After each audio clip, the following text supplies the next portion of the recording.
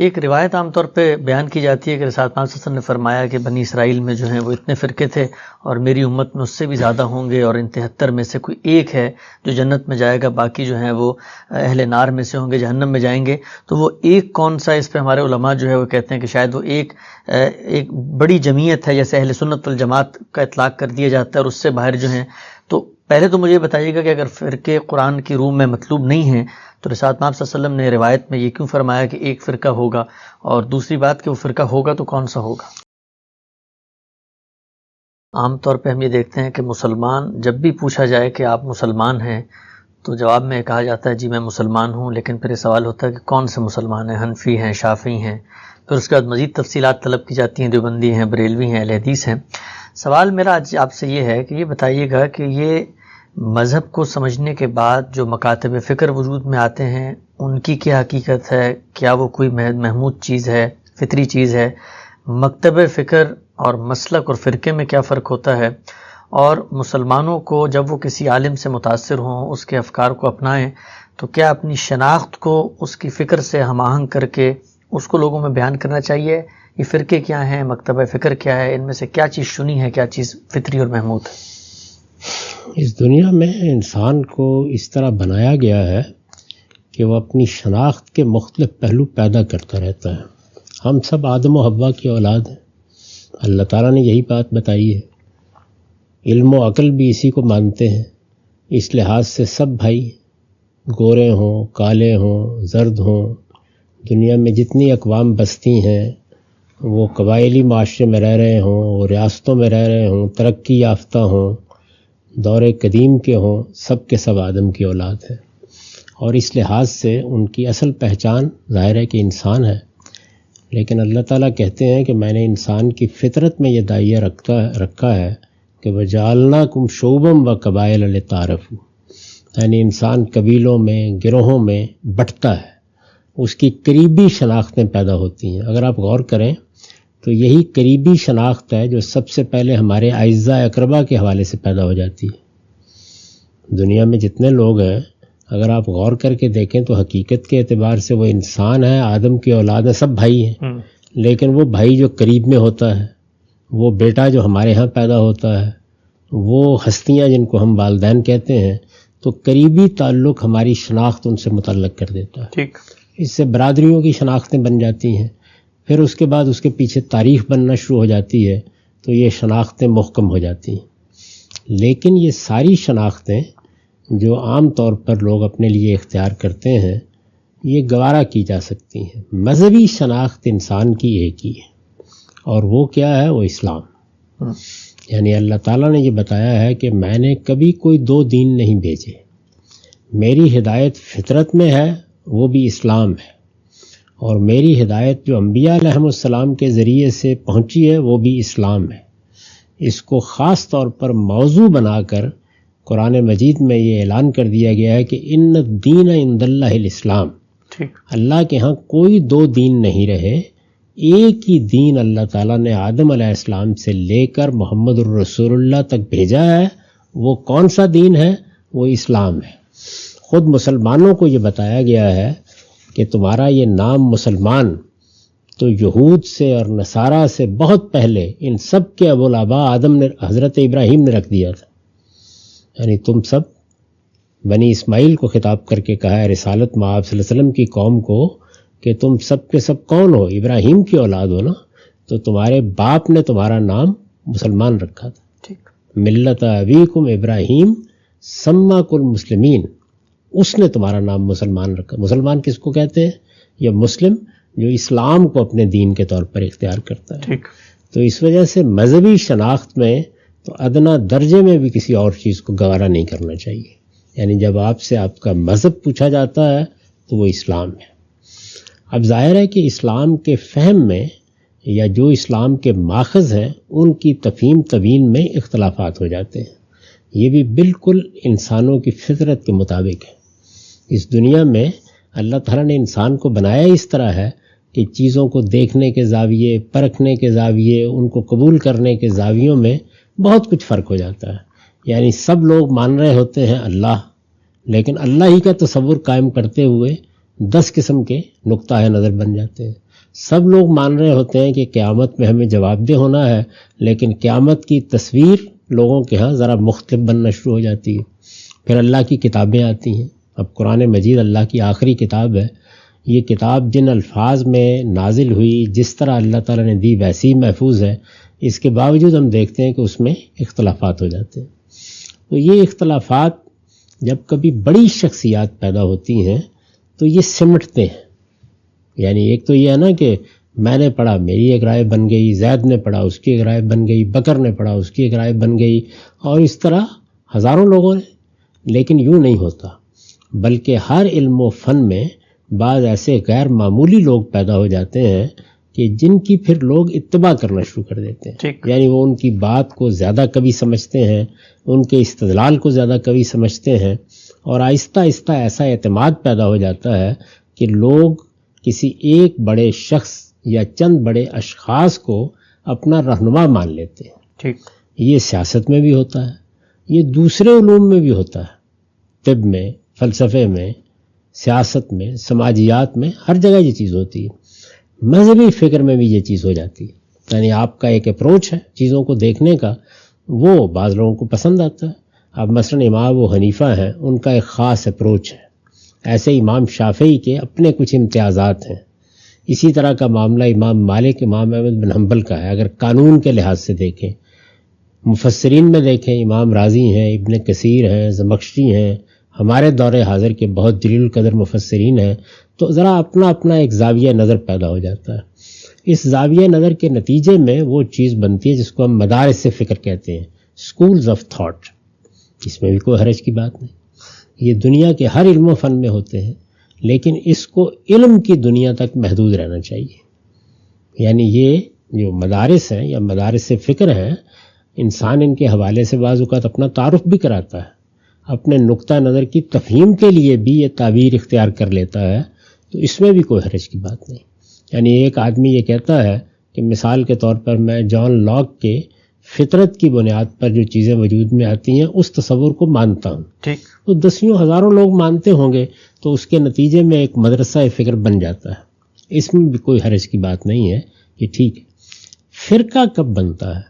فرقہ اس وقت بنتا ہے کہ جب آپ معاملہ یہاں سے اٹھا دیتے ہیں. یعنی معاملہ یہ نہیں ہوتا کہ میں اس کو ایسے سمجھتا ہوں، میرا استدلال یہ ہے، دوسرے کے استدلال میں یہ غلطی ہے. آپ محض علم میں علم کے طریقے پر کھڑے ہو کے بات کر رہے ہوتے ہیں.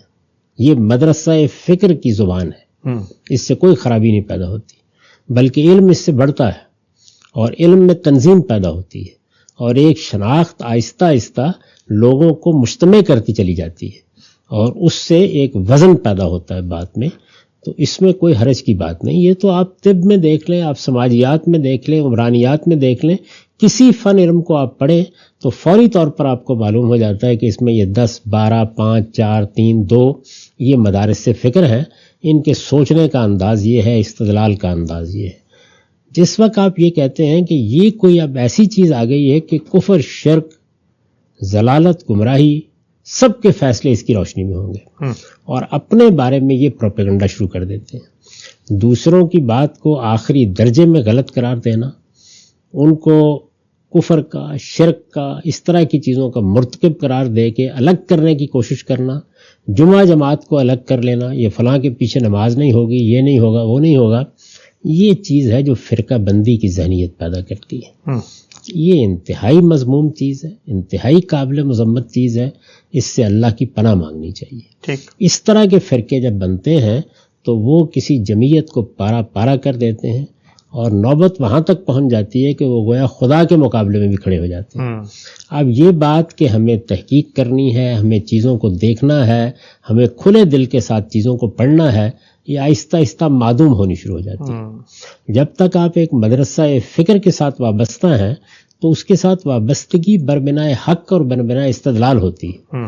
آپ ہر وقت اس کے لیے تیار رہتے ہیں کہ تمام مکاتب فکر کے اکابر علماء، اس کے ماہرین، یہ سب ہمارے ائمہ ہیں، سب ہمارے لیے قابل احترام ہستیاں ہیں. ہم ان سب سے استفادہ کرتے ہیں، تو سب کو آپ احترام کی نظر سے دیکھتے ہیں. یعنی زاویہ نظر کا فرق ہو سکتا ہے، لیکن جب آپ فرقہ بن جاتے ہیں تو پھر آپ دوسروں پر فتوے لگاتے ہیں، ان کو گمراہ قرار دے دیتے ہیں، ان کے خلاف پروپیگنڈا کرتے ہیں، اور اس طریقے سے ایک ایسی فضا بنانے کی کوشش کرتے ہیں کہ بجائے اس کے کہ پوری امت محمدیہ کی وحدت سامنے آئے، آپ اس کو پارا پارا کرنے کا ذریعہ بن جاتے ہیں۔ ٹھیک، تو یہ وہ چیز ہے جس کو قرآن مجید نے اس طرح بیان کیا کہ ہم نے جب پیغمبروں کو دین دیا تو انہیں ہدایت کی کہ انقیم الدین، پورے خلوص کے ساتھ اس دین کے ساتھ وابستہ رہو، اسے اختیار کیے رکھو، اس پر قائم رہو، یہ ہدایت کی، اور کہا وَلَا تَتَفَرَّقُوا فِيهِ، اس میں فرقے نہ بن جاؤ۔ ٹھیک، یعنی یوں نہ کرو کہ یہ کہے کہ باقی سب گمراہ، وہ کہے کہ باقی سب کے سب ضلالت پر، یا سب کے سب جہنمی، یہ کوئی طریقہ نہیں ہے۔ تو اس وقت بھی اگر آپ دیکھیں، معافی ہے، جی، اس وقت بھی اگر آپ دیکھیں تو اس میں کیا حرج کی بات ہے کہ ایک آدمی یہ کہتا ہے کہ علماء دیوبند کا اس معاملے میں یہ نقطہ نظر ہے، یا وہ یہ کہتا ہے کہ شاہ ولی اللہ کے گھرانے کا اس معاملے میں یہ زاویہ ہے، یا وہ یہ کہتا ہے کہ ہمارے زمانے میں جن لوگوں نے سیاسی اسلام کی تعبیر پیش کی ہے، جیسے مولانا سید اللہ صاحب مودودی ہیں یا سید قطب ہیں یا اور لوگ ہیں، وہ اس چیز کو اس زاویے سے دیکھتے ہیں، یعنی احترام کے ساتھ نام لیا جا رہا ہے، امت مسلمہ کے خدام کی حیثیت سے ذکر ہو رہا ہے، لیکن آپ ان کا نقطہ نظر دیانتداری سے بیان کر کے اس کی غلطی واضح کرتے ہیں یا اپنا اس سے اختلاف بیان کر دیتے ہیں۔ ٹھیک، یہ علم کا طریقہ ہے، یہ مدرسہ فکر بھی اگر اس میں زیر بحث آ جائے تو کوئی قیامت نہیں آتی۔ ٹھیک، لیکن جب آپ یہ کہتے ہیں کہ میں درست ہوں، باقی سب لازماً غلط ہے، اور یہ کہنے کے لیے، ماننے کے لیے بھی تیار نہیں ہوتے کہ یہ سب اس مسلمان امت کے علماء ہیں، سب محمد الرسول اللہ کے ماننے والے ہیں، سب اپنے اپنے زاویے سے ہم یہی گمان رکھتے ہیں کہ دیانتداری سے بات سمجھنے کی کوشش کرتے ہیں، اس میں مجھے آپ کو کسی چیز سے اختلاف ہو سکتا ہے۔ تو علم کے طریقے پر اگر بات کی جائے تو کبھی فرقہ نہیں بنتا، ٹھیک، لیکن جب جہالت اس میں در آتی ہے، سفاہت پیدا ہو جاتی ہے، جب تضلیل کے فتوے اس میں داخل ہو جاتے ہیں، تب البتہ فرقہ بندی پیدا ہوتی ہے۔ تو فرقہ بندی سے اللہ کی پناہ مانگنی چاہیے، باقی زاویہ نظر کا فرق، اختلاف، یہ کوئی بری چیز نہیں۔ ٹھیک ہے، ہم سب آگے بڑھاتے ہیں اس بات کو۔ ایک روایت عام طور پہ بیان کی جاتی ہے کہ رسول اللہ صلی اللہ علیہ وسلم نے فرمایا کہ بنی اسرائیل میں جو ہیں وہ اتنے فرقے تھے، اور میری امت میں اس سے بھی زیادہ ہوں گے، اور ان 73 میں سے کوئی ایک ہے جو جنت میں جائے گا، باقی جو ہیں وہ اہل نار میں سے ہوں گے، جہنم میں جائیں گے۔ تو وہ ایک کون سا، اس پہ ہمارے علماء جو ہے وہ کہتے ہیں کہ شاید وہ ایک بڑی جمعیت ہے، جیسے اہل سنت والجماعت کا اطلاق کر دیا جاتا ہے، اور اس سے باہر جو ہیں۔ تو پہلے تو مجھے بتائیے گا کہ اگر فرقے قرآن کی روح میں مطلوب نہیں ہیں تو رسول اللہ صلی اللہ علیہ وسلم نے روایت میں یہ کیوں فرمایا کہ ایک فرقہ ہوگا، اور دوسری بات کہ وہ فرقہ ہوگا تو کون سا ہوگا؟ یہ آپ کے علم میں ہے کہ ہم لوگ حدیث پر کام کر رہے ہیں، اور اس میں بہت سا کام اب تک پایا تکمیل کو پہنچ چکا ہے۔ یہ ایک بڑا غیر معمولی پروجیکٹ ہے، اس روایت پر بھی ہم نے کام کیا تھا، اور پوری طرح تفصیل سے جائزہ لے کے یہ بتا دیا تھا کہ نہ یہ سند کے لحاظ سے قابل قبول ہے، نہ اپنے مضمون کے لحاظ سے قابل قبول ہے۔ اچھا، تو میرے نزدیک لوگوں کو توجہ دلا دینی چاہیے، میرے ذہن میں اس وقت نہیں ہے لیکن غالباً یہ چھپ چکا ہے، تو لوگ اس کو پڑھ لیں اور اندازہ کر لیں کہ اس طرح کی روایتیں جو ہمارے ہاں بہت شائع ضائع ہوتی ہیں، بہت عام ہو جاتی ہیں، جب علم اور تحقیق کے زاویے سے ان کو دیکھا جاتا ہے تو معلوم ہوتا ہے کہ ان کے پیچھے نہ کوئی سند کی طاقت ہے اور نہ کوئی مضمون کی اہمیت ہے۔ ٹھیک، تو ایسی چیزیں جو قرآن مجید کے بھی خلاف ہوں، عقل عام کے بھی خلاف ہوں، سند کے لحاظ سے بھی ضعیف ہوں، ان کو اللہ کے رسول کی نسبت سے نہیں پیش کرنا چاہیے۔ ٹھیک۔ اچھا ہم سر، یہ جو ہم کہتے ہیں عام طور پہ کہ ہم اہل سنت والجماعت سے تعلق رکھتے ہیں، تو اہل سنت والجماعت کے تحت بہت سارے ڈیفرنٹ رجحانات ہیں، مکاتب فکر ہیں، اور علاقائی جس کو آپ کہتے ہیں جمعیتیں بھی ہیں، مختلف مسالک بھی ہیں۔ تو کیا ایک بڑی کیٹیگرائزیشن میں اپنے آپ کو ہم رکھ سکتے ہیں کہ ہم سارے ہی وہ لوگ ہیں جو اللہ رسول کو مانتے ہیں، قیامت پہ ایمان رکھتے ہیں، کتابوں پر ہمارا ایمان ہے، سب چیزوں میں مشترک ہے، بعض چیزوں میں اختلاف ہے، لیکن سب ہم اہل سنت والجماعت کے امبریلا میں جمع ہیں؟ تو اس میں مسلمان ہی کیوں نہ کہا جائے؟ یعنی یہ تعبیر بھی اختیار کرنے کی کیا ضرورت ہے؟ یہ پہلے سمجھ لیجئے کہ یہ تعبیر کیوں وجود میں آئی۔ سیدنا علی رضی اللہ عنہ کے زمانے میں ان سے بغاوت کر کے ایک گروہ پیدا ہوا جس کو خوارج کہا جاتا ہے۔ اس کی تاریخ پر میں گفتگو کر چکا ہوں، لوگ چاہیں تو وہ سن سکتے ہیں۔ آسٹریلیا میں ایک تربیت گاہ ہوئی تھی جس پہ میں نے ان گروہوں کی تاریخ پر گفتگو کی تھی۔ تو خوارج پیدا ہو گئے۔ اب یہ خوارج دو باتیں تھیں جو بہت زور شور سے کہتے تھے۔ ایک یہ کہ بہت سے معاملات میں قرآن ہمارے لیے کافی ہے، چنانچہ اصرار کرتے تھے اس بات کے اوپر، اور بعض چیزیں جو سنت ہی سے معلوم ہوئی ہیں ان کو رد کر دیتے تھے۔ اور دوسرے یہ کہ بتدریج یہ انارکسٹ ہو گئے، یعنی ان کا نقطہ نظر یہ بن گیا کہ مسلمانوں کا کوئی نظم اجتماعی بنانے کی ضرورت نہیں ہے، بس مسلمانوں کے اندر مختلف گروہ ہیں، وہ اپنے طریقے پہ زندگی بسر کریں، حکومت قائم کرنا، سب کا ملنا، سب کا ایک جھنڈے تلے جمع ہونا، یہ کوئی ضروری بات نہیں ہے۔ اس کو عربی زبان میں الجماعت کہا جاتا ہے، ٹھیک، یعنی یہ کہ آپ ایک نظم میں آ جائیں۔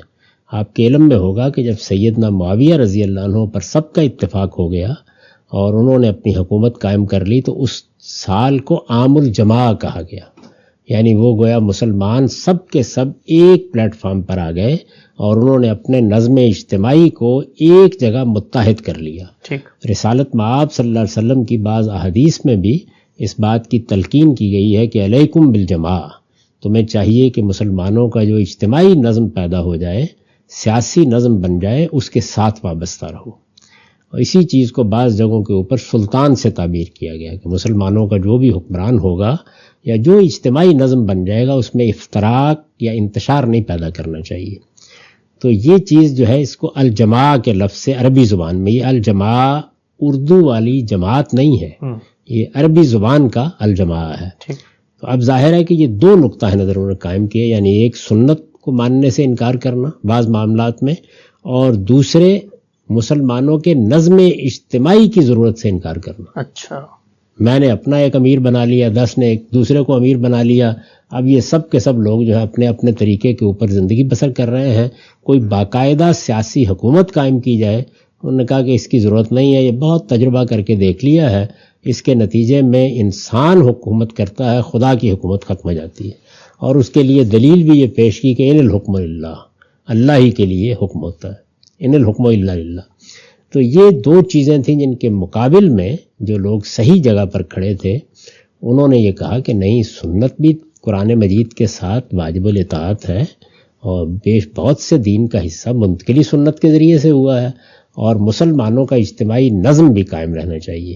تو پہلی چیز کو السنہ، دوسری کو الجماع، یہ لوگ تھے کہ جو اہل السنت والجماع کہلائے۔ تو یہ خوارج کے مقابلے میں ایک اصطلاح یا تعبیر وجود میں آئی تھی، اس وقت شاید اس کی کوئی ضرورت ہوگی، لیکن میرے نزدیک اس کی کوئی ضرورت نہیں ہے، بس صحیح بات واضح کرنی چاہیے۔ خوارج کی بات غلط تھی، ان کے دونوں مقدمات غلط تھے، علمی طریقے سے اس کی آپ نفی کر دیں، خود بخود لوگوں پر واضح ہو جائے گا، اپنا تعارف مسلمان ہی کی حیثیت سے کرانا چاہیے۔ ٹھیک ہے ہم صاحب، آخری سوال اس مضمون سے موضوع سے متعلق وہ یہ کہ آپ کا اپنا جو رجحان ہے، آپ نے ظاہری بات ہے مختلف دینی آرادی ہیں، تو کسی خاص مکتب فکر سے آپ کا تعلق ہے، آپ سے وابستہ جو لوگ ہوں، یعنی آپ کے افکار کے اوپر اگر وہ دینی ہدایات پر عمل کرتے ہیں، آپ کی انڈرسٹینڈنگ کو درست سمجھتے ہیں، تو عام طور پہ ہم یہ دیکھتے ہیں کہ فیس بک پہ لوگ ان پہ طنز تعریض بھی کرتے ہیں کہ یہ تو آمدی فرقے کے آدمی ہیں، تو ان کو کیا اس موقع پہ کہنا چاہیے، یا آپ کا اپنا رجحان کیا ہے کہ آپ خود کس چیز کو فالو کر رہے ہیں؟ میں تو مسلمان ہوں الحمدللہ،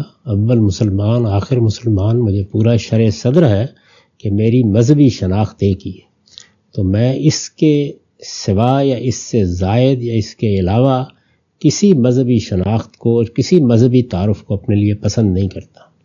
اس مسلمان ملت کے تمام علماء، وہ اہل تشیع کے ہوں، وہ دیوبندی ہوں، وہ بریلوی ہوں، وہ اہل حدیث ہوں، وہ قدماء ہوں، وہ آج کے ہوں، وہ کسی بھی نقطہ نظر سے تعلق رکھنے والے ہوں، سب میرے لیے باعث عزت ہیں، قابل احترام ہیں، اور میں ان سب سے استفادہ کرتا ہوں۔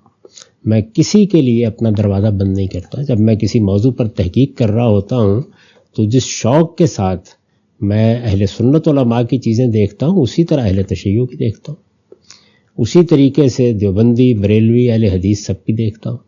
یعنی مجھے تو یہ دیکھنا ہوتا ہے کہ استدلال کی بنا کیا ہے۔ بنائے استدلال اگر قرآن ہے تو کیا اس کا فہم صحیح ہے؟ بنائے استدلال سنت ہے تو کیا اس میں کوئی غلطی تو نہیں ہو رہی؟ بنائے استدلال اگر کوئی روایت یا حدیث ہے تو اس کے الفاظ سے کوئی تجاوز تو نہیں ہو رہا؟ کیا مدعا سمجھا گیا ہے؟ یہ سب چیزیں بالکل استدلال کی بنیاد پر دیکھنا، اور اس میں یہ ضروری نہیں ہے کہ یہ طے کر لیا جائے کہ مجھے فلاں ہی بات ماننی ہے۔ جس کی بات کبھی ہوگی، جس کی بات مدلل ہوگی، جس کے استدلالات واضح ہوں گے، اس کو میں قبول کروں گا۔ لیکن ظاہر ہے کہ یہ جو قبولیت، عدم قبولیت ہے، یہ کسی پرنسپل، کسی اصول پر ہوتی ہے. وہ پرنسپل اور اصول جو ہیں وہ بھی پرکھے جاتے رہتے ہیں اور مختلف اصولوں کا تقابل بھی ہوتا رہتا ہے. تو وہ جو پرنسپل یا اصول ہے اس سے اصل میں کسی شخص کا بنیادی اپروچ قائم ہوتا ہے کہ وہ چیزوں کو کیسے دیکھے گا. یعنی مثال کے طور پر یہ بات کہ قرآن مجید کو میزان کی یا فرقان کی حیثیت حاصل ہے. قرآن مجید کے الفاظ سے تجاوز کر کے کوئی رائے قبول نہیں کی جائے گی. ظاہر ہے یہ ایک اصول ہے، یہ پرنسپل ہے. تو میں ان اصول کی حد تک امام حمید الدین فرائی کے نقطہ نظر کو صحیح سمجھتا ہوں. یعنی اطلاقات میں میرے جلیل القدر استاد ان کے شاگرد تھے براہ راست، انہوں نے بہت سی جگہوں سے اختلاف کیا. میں نے خود استاد امام سے بہت سی جگہوں پر بڑے ادب کے ساتھ اختلاف کیا ہے. تو میرے ہاں اس کا تو کوئی سوال ہی نہیں ہے کہ آپ نے ایک مدرسہ فکر قائم کر لیا ہے، اب آپ سے باہر نہیں نکلیں گے. نہیں ہو سکتا ہے کہ میں ایک بات جس کو برسوں سے مانتا رہا ہوں، جب کسی دوسرے کی اس پہ تنقید سامنے آئے تو میری غلطی مجھ پر واضح ہو جائے. ہم سب انسان ہیں، ہم میں سے کوئی پیغمبر نہیں ہے، اس لیے سب سے استفادہ کریں گے.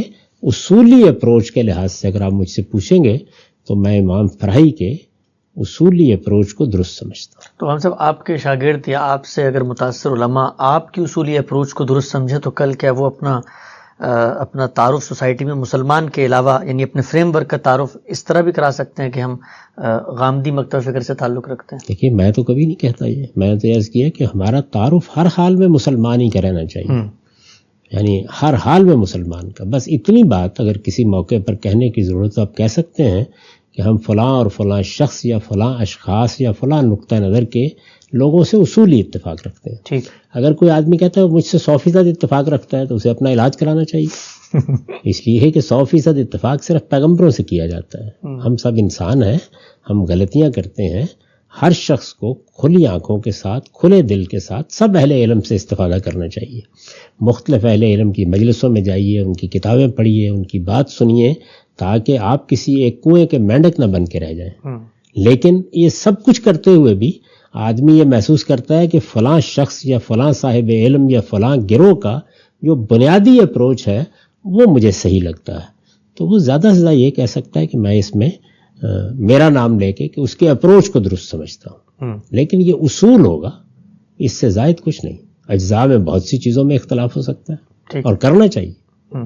تو ہم سب جو آپ کا ادارہ ہے المورد، اس میں اگر کوئی عالم آگے بڑھ کے تحقیق کرنے آتا ہے تو کیا اس کے لیے یہ شرط ہے کہ وہ آپ کی چیزوں سے متفق ہو تبھی وہ آپ کے جو ادارے کی چیزیں ہیں یا اس کے مثال کے طور پہ ذرائع ہیں ان سے استفادہ کر سکتا ہے، یا وہاں پر بھی دروازہ آپ نے کھلا رکھا ہوا ہے؟ نہیں، بات یہ ہے کہ میں تو اپنے ادارے کے اندر کسی قسم کے کوئی انتظامی اختیارات اب نہیں رکھتا. میں نے اپنے آپ کو علمی کام تک محدود کر لیا، لیکن اس میں پہلے دن سے یہ بات طے ہے کہ ایک اصولی اپروچ ہے جس کو ملحوظ رکھا جاتا ہے. باقی اس وقت جو لوگ وہاں کام کر رہے ہیں مجھ سے بہت سے معاملات میں اختلاف رکھتے ہیں. استاد امام سے اختلاف رکھتے ہیں، امام فرائی سے اختلاف رکھتے ہیں. تو وہاں علمی کام اسی اصول پر کیا جاتا ہے کہ میں نے اپنے بارے میں وضاحت کی ہے. جو چیز میں اپنے لیے غلط سمجھتا ہوں، سوال یہ میں اس کو دوسروں کے لیے اصول کیسے بنا سکتا ہوں. ٹھیک. تو المورد میں یا ہمارے اداروں میں ہر جگہ یہی ہے کہ ایک اصولی اپروچ، ظاہر ہے اصولی اپروچ تو ہر جگہ ہوتا ہے، لیکن اجزاء میں آگے اس کے اطلاق میں اجتہادی امور میں بہت سے اختلافات ہوتے ہیں. اصولی اپروچ میں یہ بات طے ہو گئی کہ قرآن کو برتر مان کر بات کی جائے گی، اس کے لفظ کا دامن پکڑا جائے گا، جملے کی تعلیف اور اس کے سیاق سباق سے ہٹ کر کوئی چیز نہیں کی جائے گی. یہ اصولی بات ہے. لیکن ان سب چیزوں کا ملحوظ رکھ کے ایک شخص مجھ سے بالکل مختلف نتیجے تک پہنچ جاتا ہے، پہنچ جائے، کوئی فرق نہیں پڑتا، اس سے بیان کرے اس کو. بلکہ آپ کو معلوم ہے کہ میرے اپنے عزیز ترین شاگرد جو میرے ساتھ اس وقت کام کر رہے ہیں، انہوں نے بعض معاملات میں مجھ سے اختلاف کیا، ان کے مقالات شائع ہو چکے ہیں، وہ ہمارے ہاں بھی موجود ہیں، لوگ ان کو پڑھ سکتے ہیں، دیکھ سکتے ہیں. ابھی حال میں مولانا عامر گزدر صاحب نے ایک تفصیلی تنقید میرے اس نقطہ نظر پر کی ہے جو میں نے اپنی کتاب میں ظاہر کیا ہے کہ میرے نزدیک جس وقت آپ قربانی کرتے ہیں تو ناخنوں کو اور بالوں کو نہیں کترواتے، یعنی ذوالحج کے 10 دنوں میں. میں اس کو استحباب کے درجے میں رسالت مآب صلی اللہ علیہ وسلم کی ہدایت سمجھتا ہوں، اور مجھے اب بھی اس پر اطمینان ہے. انہوں نے اس پر شدید تنقید کی ہے اور بہت اچھی تنقید کی ہے. اس کے باوجود اب بھی میں اس سے اختلاف رکھتا ہوں، لیکن وہ تنقید شائع و ضائع ہے۔ میں نے خود ان کو کہا ہے کہ لوگوں کو یہ پڑھنے کے لیے دیجیے تاکہ ان کی تربیت ہو، انہیں معلوم ہو کہ تنقید اس طرح کی جاتی ہے۔